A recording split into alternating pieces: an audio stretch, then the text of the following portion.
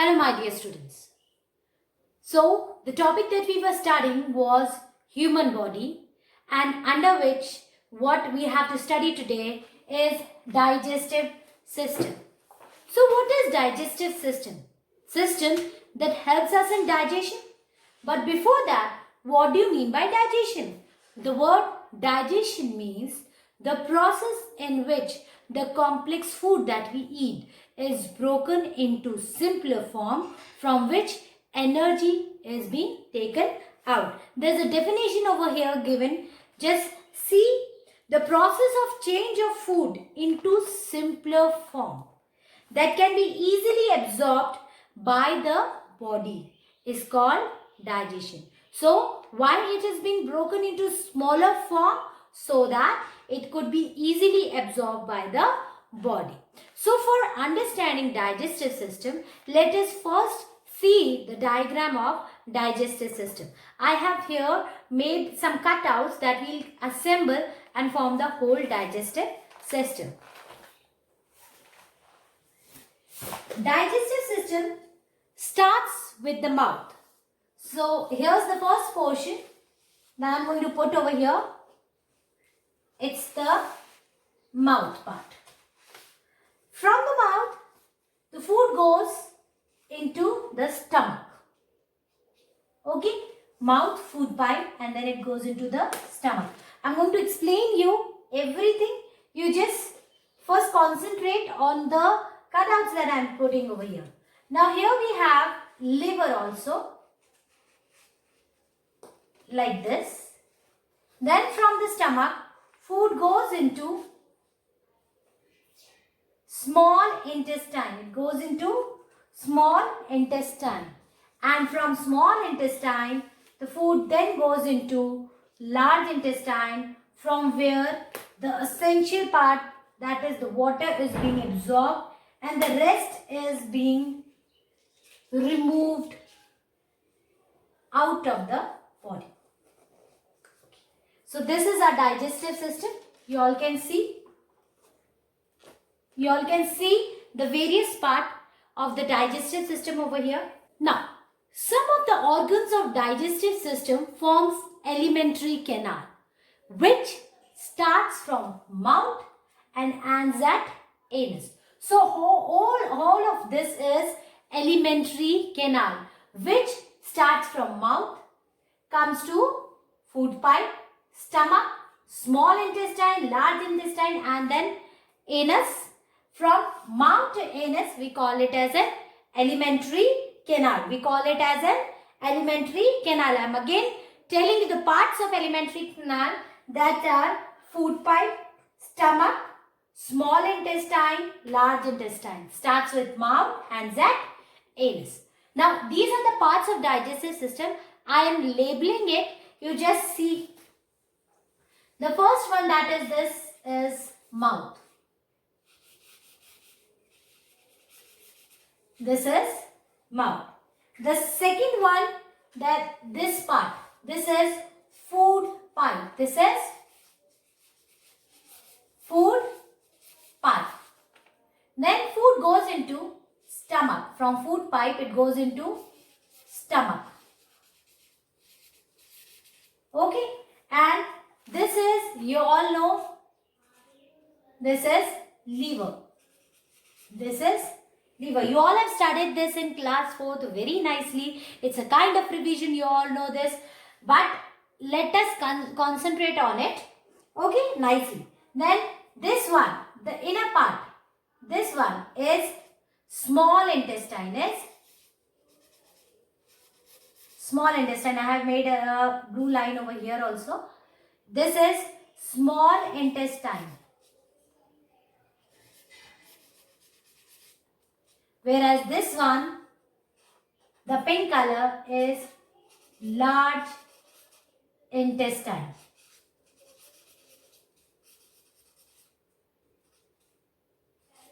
This one is large intestine. Okay. Then you all can see that this large intestine is having a pointed end over here. This is appendix. This large pointed part. This is appendix.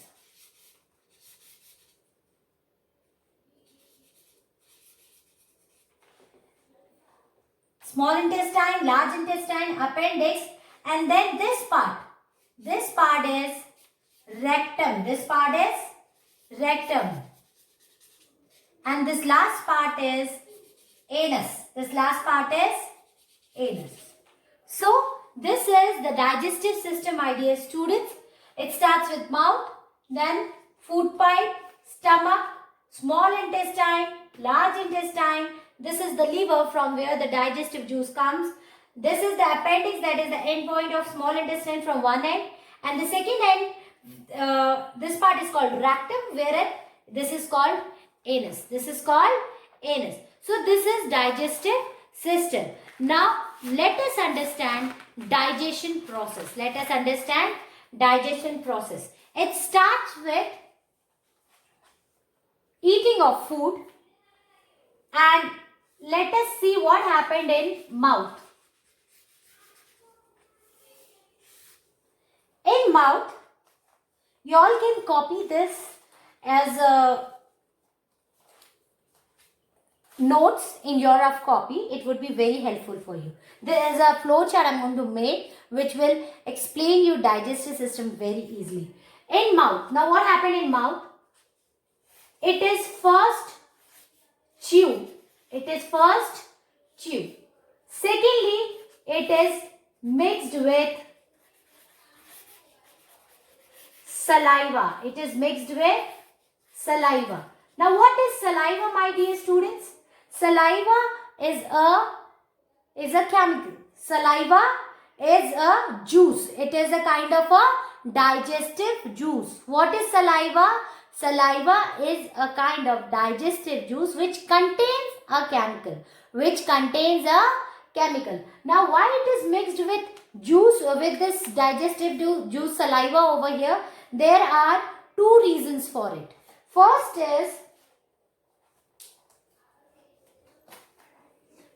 is to make the food soft and moist. To make the food soft and moist. Why it is mixed with food over here? To make the food soft and moist. Secondly, it contains enzyme. Now this is again a new word for you all. Just see over here, my dear students. Secondly, it contains enzymes. Now what are enzymes? These are the chemical that helps in digestion, that fasten the process of digestion. So what it is doing over here in saliva, this chemical, this enzyme, what it is doing over here in saliva? Because when this enzyme through saliva is mixed with food, this saliva mixed with food, then this enzyme digests starch over here. So it digests starch over here. So again I am repeating this thing. See, in mouth two things happen. Food is chewed and mixed with saliva. Food is chewed and mixed with saliva, where this food gets softened and moist so that it could be easily swallowed inside. And secondly, it contains enzymes. This enzyme actually digests starch over here. So digestion starts from mouth itself. Now from mouth, the food goes to food pipe. Food goes to food pipe. The muscles of the food pipe pushes the food down into the stomach. Where it is being pushed, it is the muscles of the food pipe pushes the food down into the stomach. Here the muscles of the food push the food down in the stomach. So I am writing stomach over here, the next part of the digestive system that is to be utilized over here. Now over here in the stomach, food remains for several hours. Food remains over here for several hours. And over here, two things get mixed with that food. What are those two things? Over here, you can see, I am writing here this side. First is First is enzyme. First is enzyme. And second is acid. Second is acid. These are the two things, enzymes and acid, that mixed with the food over here in the stomach for further digestion. And food over here changes from solid into liquid. Now where these enzymes and acid comes from? These enzymes and acid comes from wall of the stomach.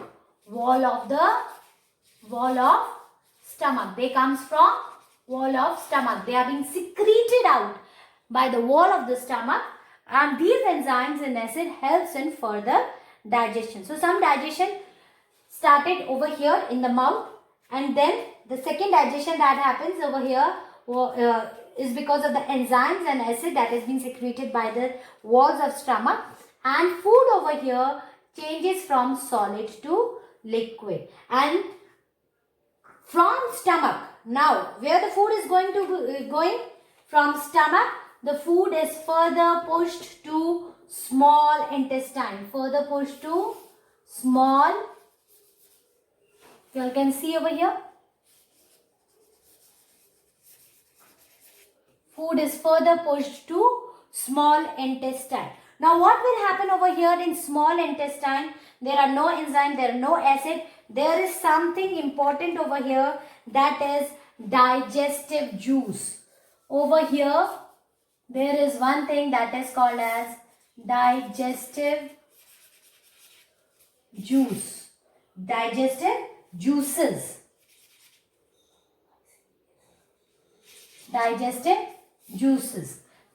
So these digestive juices helps in further digestion of the food. They helps in further digestion of the food, and it breaks down the rest of the food that is being, like from here solid, it is being converted into liquid. Still it further break down into the simpler nutrient form that can be absorbed. And these nutrients now seep from the wall of the intestine. See, now the nutrients that we have got over here after digestion, it means seep from the wall of the small intestine, from the wall of small intestine into the blood vessels. Here are the blood vessels. Over here in the blood vessels, these nutrients are being absorbed, and these nutrients then circulated into in the whole body with the help of the blood, and blood vessels. So now the food is digested. The digested part, that important nutrients, and be absorbed by the walls of small intestine and into the blood vessels, from where it has been circulated into the whole body. Look here, my dear students, food came from here into the small intestine, where it is being absorbed by the walls of small intestine, and then it is being circulated into the whole body. What happened with the undigested food? Undigested food is further pushed to large intestine. Now what happened over here in large intestine? In large intestine, the water is absorbed. What happened over here? Water is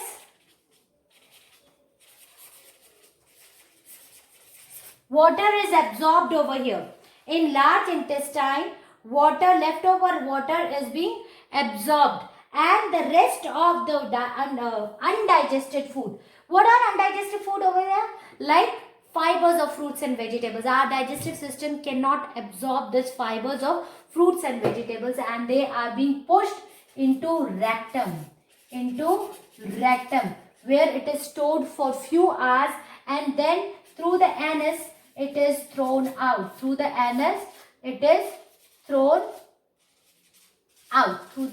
It is being thrown out. So this is our digestive system, and this is the flow chart to understand where all the digestion occurs. It started in mouth, where enzymes are present in saliva. Saliva do two things: soften and moisten the food, and secondly, it contains enzyme that helps in digestion of starch. Then from mouth, food pipe, with the help of the muscles of food pipe, it has been pushed to stomach, where there are two things over here: enzymes and acids secreted by the wall of the stomach, secreted by the walls of stomach, where it is where further digestion takes place. Then in small intestines, further digestion takes place with the help of digestive juice, and the nutrient that we get is being absorbed by the wall of small intestines into the blood vessel, from where it is being circulated in whole body. From small intestine, food goes into undigested food goes into large intestine, where leftover water is being absorbed, and undigested food is thrown into rectum, where it is stored for few hours, and then through anus it is being thrown out. So this is all digestive system. Now we'll be studying about cooking food and how to preserve the food. So now the topic that we are going to study is about cooking food. Cooking food, and secondly after this we'll be studying about protection of food.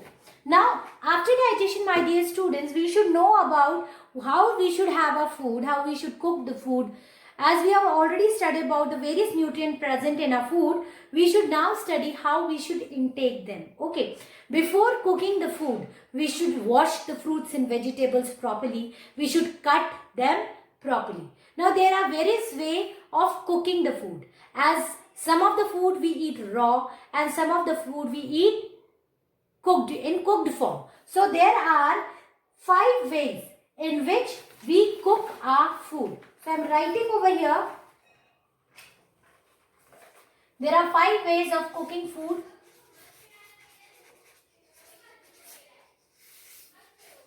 There are 5 ways. The first one is boiling. First one is boiling. So you boil the rice, you boil some vegetables, and then have them. Isn't it the way of cooking rice is boiling? So example over here that we can take is rice. Example of cooking the food by boiling is rice. The second one is frying. Now everyone over here, I must be knowing example of this, isn't it or not? Because they are having fried samosas over here. They are having fried samosas, chips, all over here. So example over here, I am writing samosas. Okay. And then the next way of cooking is roasting. Roasting. R-O-A-S-T-I-N-G. Roasting. This is the third way of cooking. What all you roast? You roast peanuts, isn't it or not? In winter season, often you find all those vendors standing on the road and all selling those roasted peanut over there. So over here, example I can give is peanuts. You roast them and have it. There are many nuts that you roast them, papads and all, you roast them and have. Then the next way of cooking is baking. Again, this is another common way of cooking, and you all know we are very familiar with the example of baking. That is cakes and cookies and biscuits. So many things are there which you bake and have, isn't it or not? And the last one is steaming.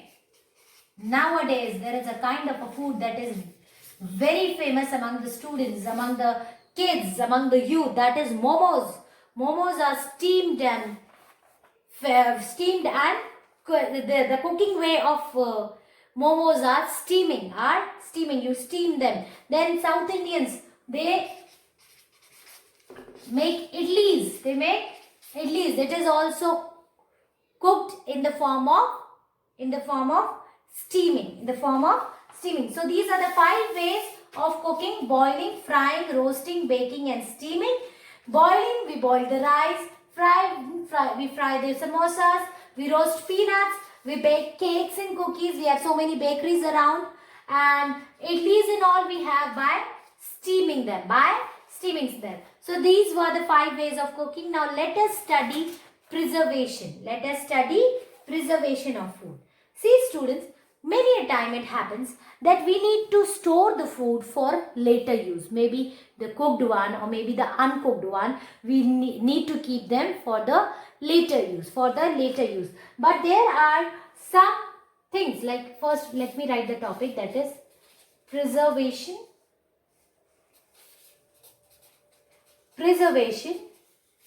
of food. Now, why do we need to preserve the food? Because there are some fungi, bacteria and moisture in the air, and one more thing, insects. These 4 elements can spoil them, and make us unfit to eat. We cannot eat them if they are being infected by these things, if they have been they are having something or the others like these things. So we need to preserve them. And over here I am having 6 points, 6 ways by which we can preserve them. So over here, preservation, let us start the first one, that is by keeping them in low temperature. By keeping it at low temperature. You all keep things in refrigerator. Why? To preserve them. We keep milk in refrigerator to preserve them. When we keep things like milk and food at low temperature, there are very less chances of getting it being spoiled. We can preserve them for a day or 2 days. Okay, like in winters, food doesn't get spoiled so quickly, isn't it or not? So by keeping the food at low temperature, we can preserve it. The next one is by keeping them in airtight containers. By keeping them in airtight containers.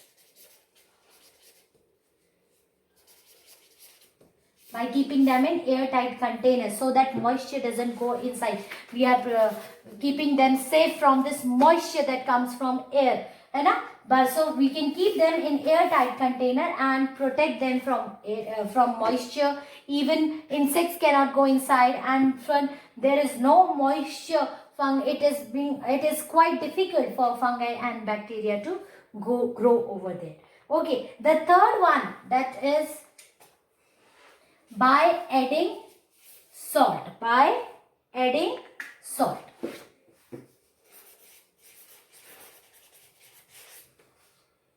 Adding salt, or you can write by salting. By salting. Now what happens when we add salt? Salt plus water, concentrated solution of salt plus water does not allow fungi and bacteria to grow in it. It is very difficult for germs to grow in the concentrated solution of salt and water. So here the example is pickles. Isn't it or not? Pickles have salts in them, and that's why we can preserve them and can have it later whenever we feel it. Isn't it or not? Your mother and your grandmothers and all put this pickles, and you can have it in after so many months also. By the process of salting, they are being preserved. The next method that we can use for preservation of food is dehydration. Now what is dehydration, my dear student? Dehydration means taking out water from something by completely removing water from something. When we do not get proper milk, we use milk powder, and from many dishes we use milk powder, isn't it or not? So milk powder is an example of dehydration only, where the water is being removed from there and it is being used, and the milk is being preserved for further use. So the next one after dehydration, the next one, fifth one, is by boiling. By boiling. You all boil milk and keep, isn't it or not? By boiling, germs are being killed. Boiling kills the germs and we can preserve the food. The last one is by keeping it in sugar syrup. By keeping it in sugar syrup. So what happens when we keep it in sugar syrup? Again, these kinds of things helps in preservation of fruits and vegetables. You all eat murabbas and jams. You all have jams. So over here I am having one example, that is jam. Jam in which the fruits are being preserved by the process of keeping them in the sugar syrup. So these are the six ways by which we can preserve the food. Now my dear students, there is one more point which I want to just quickly cover under cooking food, is while you cook the food, you should cover it with the lid. You should not overcook the food. You should have enough water for cooking. Then you should use the utensil that is clean and disinfected. Always use clean water for cooking, and do not use water while frying. This is very important thing, because when water droplets drop into this hot oil, it bursted out, it give a bursting sound and it can harm you. That oil can harm you when it comes out from that utensil. It can harm you. That's why your parents ask you to be aside. Don't come when frying things are going over there in the kitchen. Okay, so my dear students, with this, digestion part is completed. Now there are two more points that I want to continue, that I want to explain you under the same topic, human body, is teeth and microbes. Microbes are very smaller things, and after studying microbes, you can easily make out why we have studied this preservation of the food, because these are the microbes, fungi, bacteria, protozoa, which spoil the food. So you can copy them if you want. I'm getting aside, and then we will be continuing with the teeth and microbes.